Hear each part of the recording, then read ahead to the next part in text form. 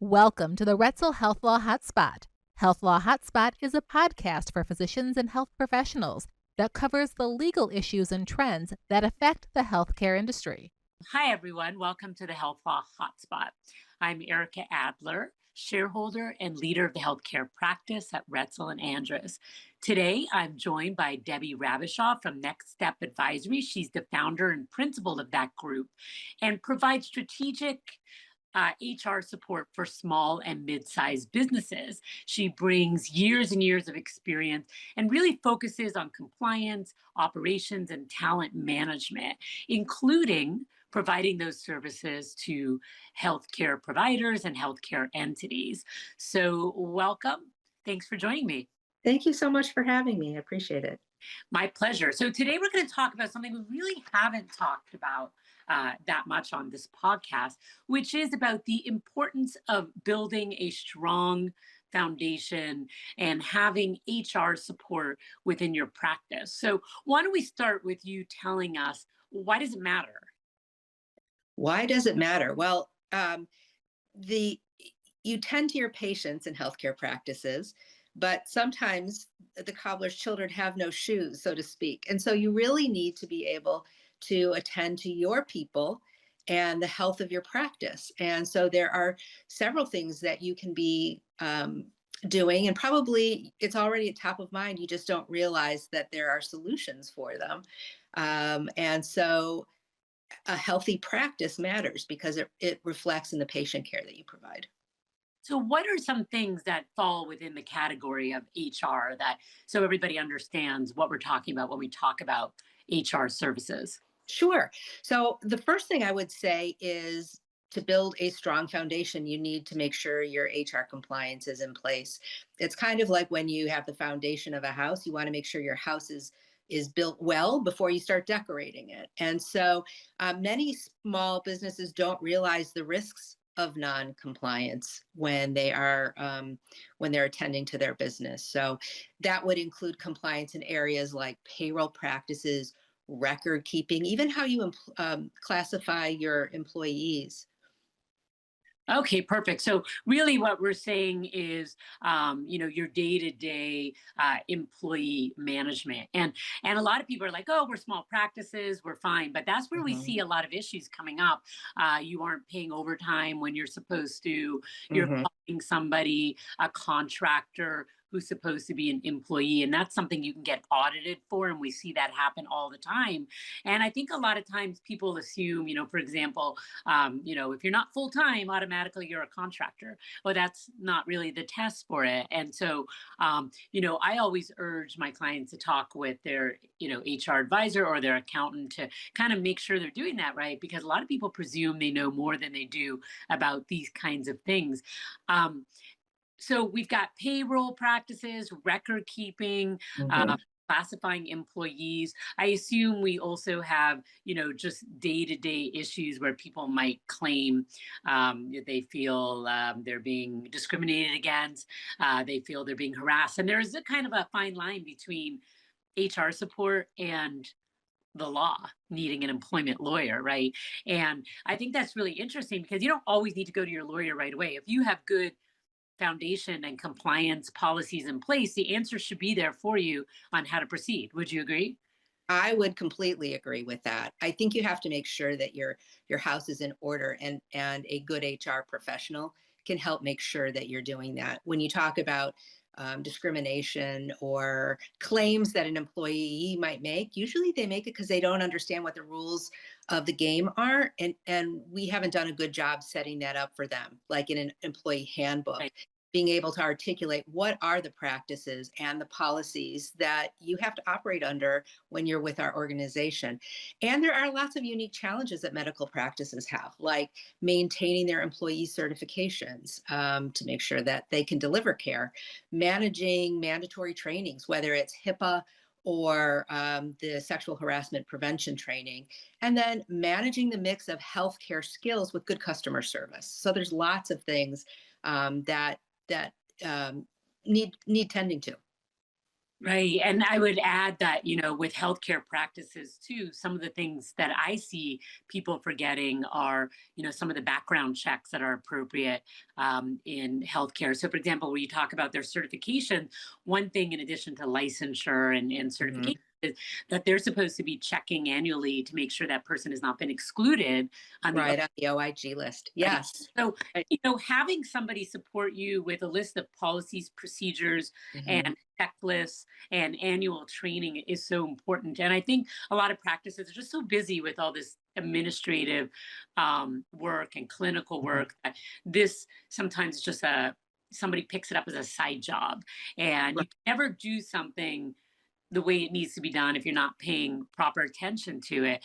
And I would guess that a lot of people think they really can't afford to go out and get an HR employee to come with them full time because that's something they can't afford. But they don't really realize there are services available, and if you can prepare upfront and you know where to look for the answers, Mhm.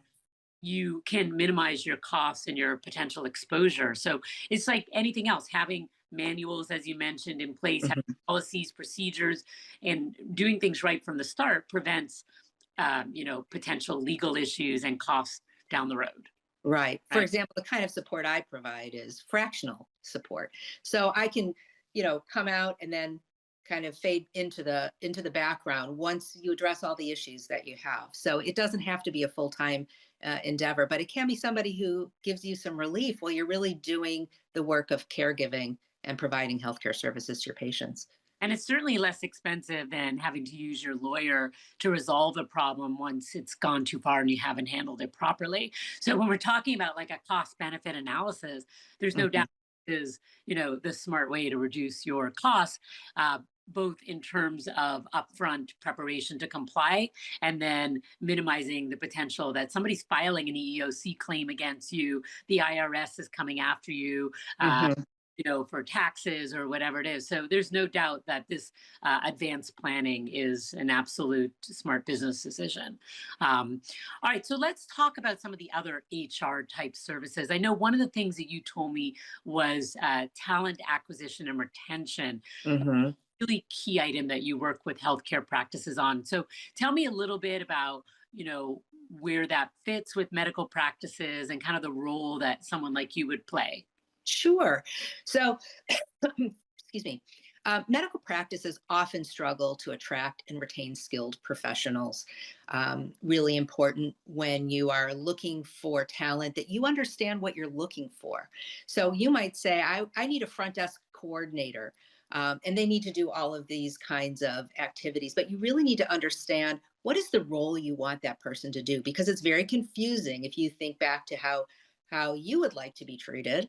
It's very confusing to be asked to do 10 different things that are unrelated on top of whatever your responsibilities are. So, um, when you are looking to hire somebody and you want to retain them, make sure that you have effective job descriptions and that you have realistic benchmarks about your expectations of what that person's going to do.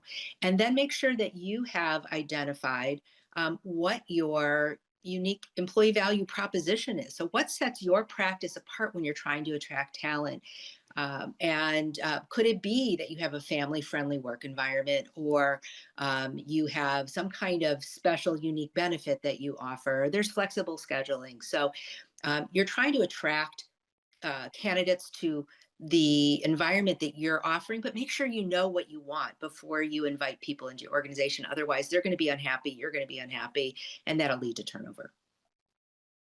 Perfect. I love that answer. And I think, practices, dental, medical, they really do struggle with, finding good hires and retaining. Mhm. So I think that's really important. And that really fits in also with having a handbook and clear expectations. And then Mhm. when I see people leaving, it's because they don't like how they were treated. Mhm. They found other people working in the practice to be abusive.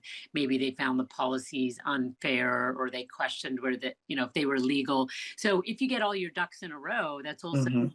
a way of being able to retain the talent that you are able to get in the door as well. Right. And that leads to the next point that I would say, which is make sure you're creating a positive work culture. And there's a lot of ways that you can do that. If you have a toxic environment, it leads to burnout, to disengagement, to turnover. Healthcare is a high stress area, anyways. And so do what you can to encourage open communication and feedback and build a culture that supports work life balance, even in a demanding environment. It is not easy, but it can be done. And it really helps to retain the staff that you've put so much time into in terms of training and education and learning how to treat your clients within your environment. Right. I would agree. I think a lot of practices kind of hire staff and just expect them to do their job, and there's not a lot of interaction or kind of wondering, are they happy? What do they do? What am I doing right? What am I doing wrong? I think getting that kind of feedback can only help you grow a stronger practice and Mhm. employees. I get the sense sometimes that people don't want to hear about it. If it's not related to the practice, they don't care. But that's a really, unfortunate attitude to have because especially, with the generation of young workers today, happy Mhm. really big um, factor for them. They're not, I mean, they're interested in a paycheck, but there's really an attitude where I can go somewhere else if I'm not happy here. And Yeah, you're not making me happy and I'm going to leave. And you lose talent that you put time and effort into if you're not listening to them. it is a cultural phenomenon, how the different generations are interacting in the workplace. And so it is really important. There's often an attitude of if it's not broken, then I don't need to fix it. But Like, you don't want to wait till something's broken. You want to make sure that you're maintaining it, just like you would a car. You don't say, my oil light's not on yet, so I'm not going to change my oil. You have a regular routine to make sure that your car stays healthy, and you have to do the same thing with your medical practice. right. I think that's true. The communication, the way we communicate is so different now. People are on their phones, they're Mhm. using AI, they're texting. Obviously, there's a lot of training that's needed in terms of, compliance with HIPAA when we're in like a medical or dental type environment. But Mhm. so there's a lot of training needed, I think, in terms of the expectations on behavior in the office as well. And I think that can all kind of be built in. So a lot of my practices really have challenges keeping people off their devices, stopping them, from posting things Right. that shouldn't be posted. So I think if you can connect with your staff, especially with the differences in generations, I am now old enough to be able to talk about side, I still think I'm like the youngest one in the room, but I think that's really important. And setting that out in the policies is important as well. So Yeah, all absolutely. these interconnections between the different things we're talking about, you're attracting talent, you're making your policies clear, you're training, you're following up on their happiness and their understanding. It all is interconnected. These aren't like distinct areas I, necessarily. I would agree. And a small team, in any size team, really, one disgruntled employee um, can can really create a ripple effect of negativity in the organization. And so you want to make sure you're addressing issues proactively, you're addressing employee relations proactively.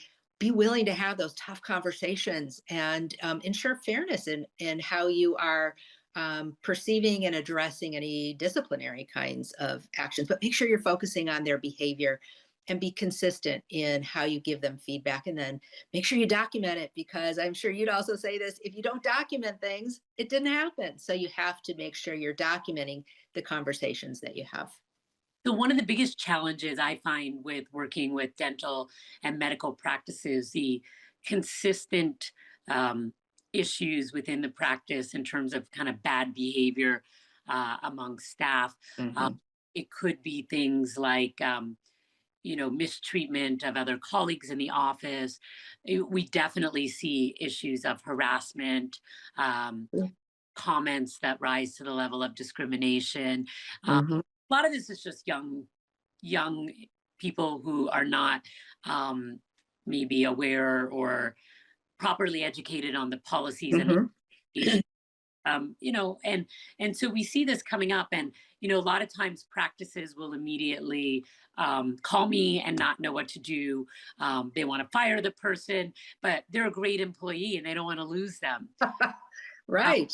Put themselves at risk when they take that attitude, because if the person that they mistreated was to go, and file a claim against them, you know, it's going to be a huge consequence. So, what are your thoughts, and how do you typically kind of guide practices on preparing and preventing kind of disruptive employee behavior, and being able to overcome those challenges and still retain that talent, especially when you put time and money into training? You could have somebody who's an excellent employee, but not a very excellent person, right? Um, Mhm. they don't treat people well, they're not nice, but they're an amazing worker, and that's a real dilemma.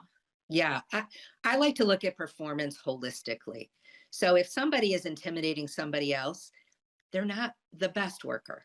They're okay, but they haven't developed that side of them. And so I would suggest making sure that people are educated on what your expectations are, both from a performance, here are your responsibilities, but also what is expected of your demeanor and your behaviors in the office, and make that clear up front, and then have those tough conversations. Sometimes people don't know how to have tough conversations. They're conflict avoidant, and so um, there are ways to be able to have phrases in your toolbox and ways to start conversations that make it less confrontational. And so I would suggest that if you have those tough conversations, you're educating your team, you have the rules in place, then it makes it a much more reasonable conversation to have with somebody, and explaining up front, because we all want to know, again, the rules of the game before we play, that the expectation is that not only are you a good clinical performer, or you have good command of your responsibilities, but that this is an environment that also requires these kinds of soft skills. Right, I agree. And someone like you really is helpful to a practice, because the person with the problem is not always the employees, but it can be the providers who own, Oh, for sure. and very often the manager of the practice, Mhm. whether and sometimes in these smaller practices that's a family member. So Mhm. if you're creating the environment by your own conduct, or your spouse's or family members' conduct, and it's very hard to objectively look at your own behavior. The Mhm. policies don't only apply to the people who work there, they apply to the owner and the managers of the practice. And I think, I hear lots of complaints about mistreatment, by the owners and managers of the practice. They put their own Mhm. business at risk. And so this is really important. And people need to hear this from someone like you, and not just apply it to everyone else, but to apply it to themselves as well. And so everybody needs to be trained. How you behave at home with your family is one thing, how you behave in your business is another, because you don't want to lose everything you built because, you know, you've got a harsh personality, you're insensitive to the comments you make. And God, I mean, we're a very oversensitive society right now. We're extremely woke. I hate to use that word, but almost everything you say can be offensive, and there's a lot of backup, just about everything, as Right, it's under either scrutiny. It's under harassment. scrutiny, and I couldn't say, more than you're exactly right. You have to be willing to look at your own behavior, and be willing to change. Nobody is without something that they can improve in how they interact in the workplace. Right. I think that's really key. So, for people listening to this, you need this assistance to better run your practice and handle your employees.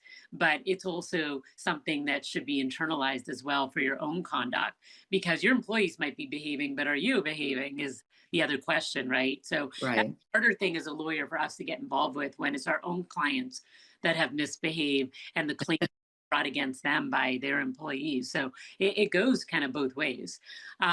All right. So obviously, for a small practice, there's a lot to handle already. Somebody like you can come in and provide this HR support, get them up and running properly, or look at what they're doing wrong, get them set up. But Mhm.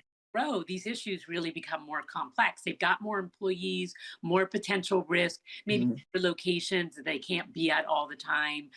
This may, their office manager who's trying to run the practice and deal with these issues. It becomes more of a full time job. You know, Mhm. it gets more and more complex. What do you see going on in practices when that becomes the issue?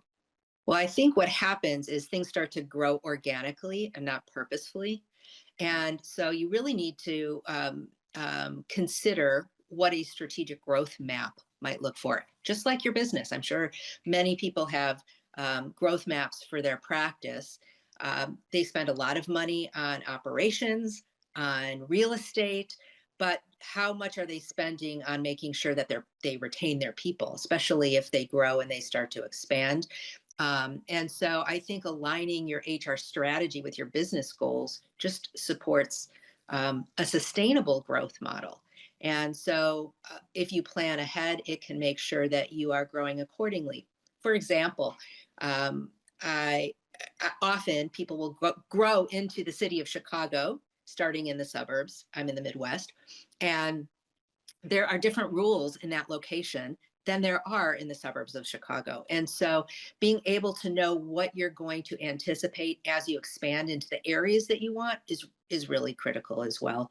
And it helps you with your talent planning. How do you decide when you want to bring somebody in, at what point, and where they're going to work? And do you offer opportunities to move to the new practice and start it up, to expand somebody else's skills? So there's lots of things to think about when you're scaling and growing that can really be development and retention opportunities for your current staff.